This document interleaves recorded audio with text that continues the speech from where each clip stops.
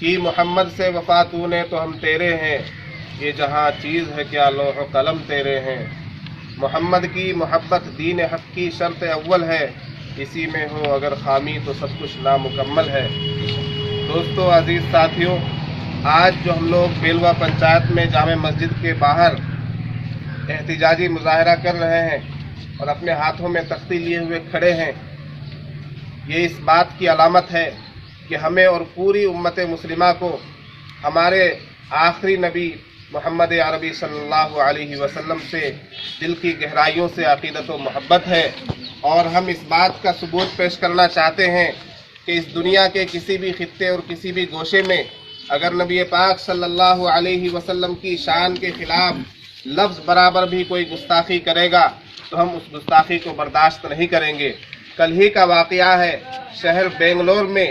نوین نامی ایک حرام خور نے فیس بک پر نبی پاک صلی اللہ علیہ وسلم اور اما عائشہ صدیقہ رضی اللہ تعالی عنہا کی شان اقدس میں گستاخانہ پوسٹ شائع کی، جس کے جواب میں وہاں کے امن پسند مسلمانوں نے پولیس اسٹیشن پر پہنچ کر احتجاج درج کروایا، اور پولیس اسٹیشن پر پہنچ کر انہوں نے کہا کہ نوین نامی گستاخ آدمی کے خلاف FIR درج کیا جائے۔ جب وہاں کی پولیس نے نوین کے خلاف FIR درج نہیں کیا، اس لیے کہ وہ وہاں کے سانسد یا MLA کا بھانجا یا بھتیجا تھا، اس لیے وہاں کے پرشاسن نے اس کے خلاف FIR درج نہیں کیا، تو وہاں کے مسلمانوں میں جاگرکتا پیدا ہوئی، وہاں کے مسلمان بیدار ہوئے۔ یہ خبر جنگل کی آگ کی طرح جب شہر بنگلور میں پھیل گئی تو بنگلور کے تمام غیور مسلمان سڑک پر آ گئے، انہوں نے اس کے خلاف دھرنا دیا، احتجاج کیا، پروٹیسٹ کیا، پردرشن کیا۔ اس کے بعد پولیس والوں نے قصوروار کو تو نہیں پکڑا، ظالم اور مجرم کو تو نہیں پکڑا، جو لوگ احتجاج کر رہے تھے، جو لوگ پروٹیسٹ کر رہے تھے، جو لوگ اپنے نبی پاک صلی اللہ علیہ وسلم سے اپنی عقیدت اور محبت کا اظہار کر رہے تھے، پولیس پرشاسن نے انہی کے خلاف کارروائی شروع کر دی، انہی پر ڈنڈے برسانے شروع کر دیے، انہی پر گولیاں چلانی شروع کر دی۔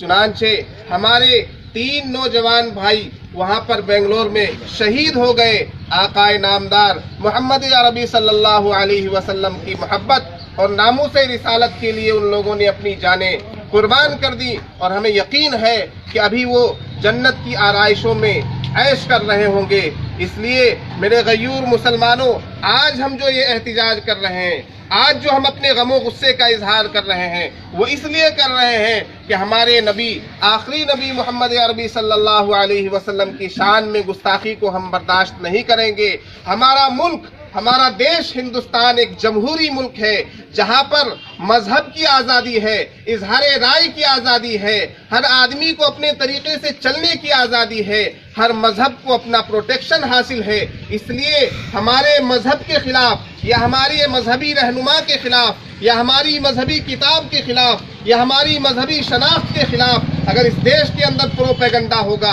اگر اس دیش کے اندر گستاخی ہوگی، تو ہم لوگ خاموش نہیں بیٹھیں گے، ہم لوگ احتجاج کریں گے، پرزور احتجاج کریں گے۔ ارے ہونا تو یہ چاہیے تھا، میں ان غیور مسلمانوں کو بھی جگانا چاہتا ہوں، ہونا تو یہ چاہیے تھا کہ کل شہر بنگلور کے اندر گستاخی ہوئی تو آج پورے ہندوستان کے اندر ہر ایک مسلمان اپنے کاروبار کو چھوڑ کر بیٹھ جاتا، ہر ایک مسلمان اپنی دکان بند کر کے اس افسوس میں باہر نکل جاتا کہ ہمارے نبی کی شان میں گستاخی ہو رہی ہے۔ آج ہندوستان کے اندر سینکڑوں مسلم MLA ہیں اور کئی MPs مسلمان ہیں، لیکن وہ MPs اور MLA آج کہاں سوئے ہوئے ہیں؟ کیا ہم انہیں اس لیے ووٹ دیتے ہیں کہ ہمارے آقا کی شان کے خلاف گستاخی ہو اور ہم ہاتھ پر ہاتھ دھرے بیٹھے رہیں؟ میں ان MPs کو بھی جگانا چاہتا ہوں، میں ان MLAs کو بھی جگانا چاہتا ہوں، میں ان مکھیاؤں اور سرپنچوں کو بھی جگانا چاہتا ہوں جو مسلمانوں کا ووٹ مسلمان بن کر حاصل کر لیتے ہیں، لیکن اس کے بعد وہ خواب خرگوش میں جا کر سو جاتے ہیں۔ انہیں اپنی شناخت کی کوئی فکر نہیں ہوتی، اپنے مذہب کی کوئی فکر نہیں ہوتی۔ اے مکھیاؤں، اے مسلم رہنماؤں، اے مسلم لیڈروں، تم کہاں سوئے ہوئے؟ تمہارے نبی کے خلاف گستاخی ہو رہی ہے، ان کی شان میں گستاخی ہو رہی ہے۔ آؤ ہمارا ساتھ دو، اسی دن کے لیے تمہیں ووٹ دیا جاتا ہے۔ سڑکوں پر نکلو، احتجاج کرو اور ایسا احتجاج کرو کہ جب تک بے قصوروں کو چھوڑ نہ دیا جائے۔ آپ کو معلوم ہے کہ بنگلور میں پروٹیسٹ کرنے والے 150 بے قصور مسلمانوں کو گرفتار کر دیا گیا۔ کیوں گرفتار کیا گیا؟ اس لیے کہ ان کا مطالبہ یہ تھا کہ جس نے ہمارے نبی کے خلاف گستاخی کی ہے اس کو گرفتار کیا جائے اور سخت سے سخت سزا دی جائے۔ وہ اپنے حق کا اظہار کر رہے تھے، وہ اپنے حق کا مطالبہ کر رہے تھے، انہیں ہی پولیس پرشاسن نے گرفتار کر لیا۔ میں ببانگ دہل راشٹریہ علماء کونسل کی طرف سے، مجلس علماء ملت کی طرف سے، بیلوا کے غیور نوجوانوں کی طرف سے، تمام مسلمانوں کی طرف سے، تمام مسلمانوں سے یہ اپیل کرنا چاہوں گا کہ باہر نکل جاؤ، اور جب تک بے قصور مسلمانوں کو چھوڑ نہ دیا جائے اور رہا نہ کر دیا جائے ہم خاموش نہیں بیٹھیں گے۔ اور اے حکومت ہند پر قابض لوگوں، اے حکومت ہند کی کرسیوں پر قبضہ کر کے بیٹھنے والوں، تمہیں ٹرپل طلاق کا قانون بنانے میں تو بہت جلدی محسوس ہوتی ہے، تمہیں نئے نئے قانون بنانے کی تو بہت جلدی محسوس ہوتی ہے۔ میں مطالبہ کرتا ہوں، ہم سبھی مسلمان مطالبہ کرتے ہیں کہ آج پارلیمنٹ کے اندر بیٹھ کر تم ایک ایسا قانون بناؤ کہ کسی بھی ہندوستان کے اندر، یہ جمہوری ملک ہے، ہم تسلیم کرتے ہیں، ایک دوسرے مذہب کا ہم احترام کرتے ہیں، ایک دوسرے مذہب کی عبادت گاہوں کا ہم احترام کرتے ہیں، ہمارا مذہب ہمیں یہ تعلیم دیتا ہے۔ تو تمہیں یہ چاہیے کہ پارلیمنٹ میں بیٹھ کر تم ایک ایسا قانون بناؤ کہ چاہے کسی بھی مذہب کا آدمی ہو،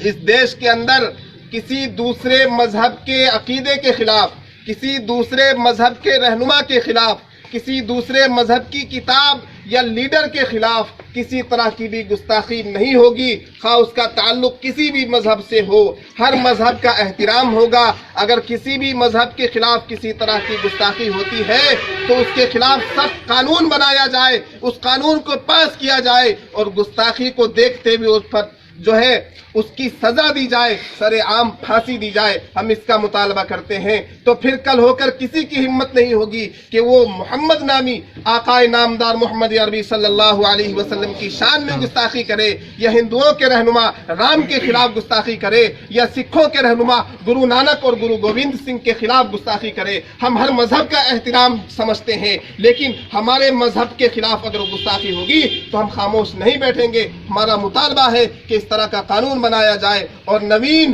جس نے بنگلور میں گستاخی کی ہے اسے کیفر کردار تک پہنچایا جائے، اس کے خلاف سخت سے سخت کارروائی کی جائے، سر عام پھانسی دی جائے، تبھی جا کر اس طرح کی گستاخی پیش آتی ہے۔ اور اے گستاخوں، میں تمہیں بتا دینا چاہتا ہوں، اس دھرتی پر، ہندوستان کی سرزمین پر سینکڑوں گستاخ پیدا ہوئے جنہوں نے گستاخی کی، اپنی زبان کو نبی پاک صلی اللہ علیہ وسلم کے خلاف کھولا، لیکن تم ان کا حشر دیکھو، تم ان کی ہسٹری پڑھ لو، تم ان کی تاریخ پڑھ لو۔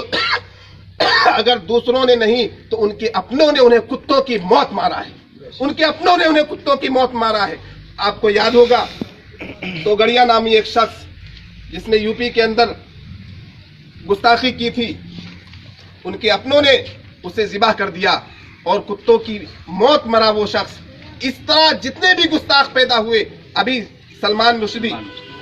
رشدی کا کیا حشر ہوا دنیا جانتی ہے۔ اس لیے اگر کوئی یہ سمجھتا ہے کہ ہم اسلام کے رہنما یا اسلام کے لیڈر یا اسلام کے آخری نبی کے خلاف گستاخی کر کے بچ جائیں گے، ہاں تم ہندوستانی لنگڑی لولی عدالت سے بچ سکتے ہو، تم ہندوستان کے قانون سے بچ سکتے ہو، لیکن اللہ کی لاٹھی اور اللہ کی مار سے تم نہیں بچ سکتے۔ تمہارا حشر برا ہونے والا ہے اور ہو کر رہے گا انشاءاللہ۔ اس لیے ہم سب یہاں پر مطالبہ کرتے ہیں کہ جب جہاں گستاخی ہوگی ہم اس گستاخی کے خلاف آواز اٹھائیں گے، اور ہندوستان کے سوئے ہوئے M L As M Ps جتنے بھی ہیں وہ بیدار ہو جائیں، سڑکوں پر آ کر مظاہرہ کریں۔ ہم گستاخی کبھی بھی برداشت نہیں کریں گے، اس لیے کہ ہمارے نبی سے ہمارا جو واسطہ ہے، ہمارا جو رابطہ ہے، وہ ایمان کا واسطہ ہے، وہ عقیدے کا واسطہ ہے، وہ روح کا واسطہ ہے۔ ہم اپنے آپ کو قربان کرنا برداشت کر سکتے ہیں، ہم اپنی جانوں کو نذرانہ پیش کر سکتے ہیں، لیکن اپنے نبی پاک صلی اللہ علیہ وسلم کی شان میں گستاخی ہم لوگ برداشت نہیں کریں گے انشاءاللہ۔